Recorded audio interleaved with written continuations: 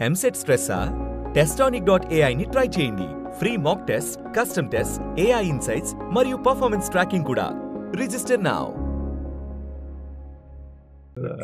But దానికి ముందు అంటే మీరు ఒక 2 మూవీస్ డైరెక్ట్ కూడా చేశారు. సీతామందల రామయ్య చిత్రాలు, అనుభవించు రాజా మూవీస్. అది ఇద్దరు రెండు రాజతరుణ్తోనే చేసిన ప్రాజెక్ట్స్. వాటిలో కూడా చాలా గ్యాప్ వచ్చింది కదా. సీతామందల రామయ్య చిత్రాలు అదే గ్యాప్ వచ్చింది. దాని తర్వాత గ్యాప్ రాలేదు. అనిపించు రాజు తర్వాత నేను ప్రాజెక్ట్ ఇమీడియట్లీ ఓకే చేశాను. పెద్ద బ్యానర్ లో చేస్తున్నాను. వర్క్ జరుగుతోంది ప్రాపర్ గా. అది తర్వాత గ్యాప్ లేదు. తనలో తర్వాత రైటింగ్ లో చాలా బిజీగా ఉన్నాను నేను.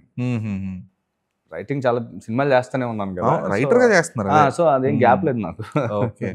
అంటే ఇప్పుడు అంటే ఇనీషియల్ గా మీరు స్టార్ట్ అయింది కూడా ఫస్ట్ సీతామందల రామయ్య చిత్రాలు డైరెక్షన్ తోనే, దానికి ముందు రైటింగ్ చేశాను నేను. అసిస్టెంట్ డైరెక్టర్ చేశాను. దాని తర్వాత గరం అనే సినిమా కథ మాటలు ఇచ్చాను నేను. మదన్ గారు నేనే కథ మాట్లాడాను. సాయి కుమార్ గారు అప్పటి అదే ఆది సాయి కుమార్ అప్పటి నుంచి ఓకే ఓకే.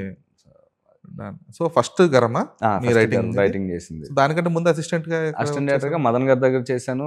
చాలా సినిమాలు వర్క్ చేశాను అన్నమాట. Okay okay. మీ ఫస్ట్ ఇండస్ట్రీలోకి అసలు అలా వచ్చినప్పుడు ఫస్ట్ వర్క్ ఏంటి? అసిస్టెంట్ డైరెక్టర్ 2009 నగరం అని ఒక సినిమాకి పనిచేశాను. నగరం శ్రీకాంత్ గారు. శ్రీకాంత్. ఓహో ఓకే ఓకే. అప్పుడు శ్రీకాంత్ గారు పోలీస్ క్యారెక్టర్లు అంటే మంచి ఇది ఉండేది. అసలు ఆయన పోలీస్ అంటే చాలా సాటిలైట్ బిజినెస్ అయిపోయి టకటక పొలవమని చేశారు అప్పట్లో. అక్కడ నుంచి చేశాను. Okay okay. సో నగరం ఫస్ట్.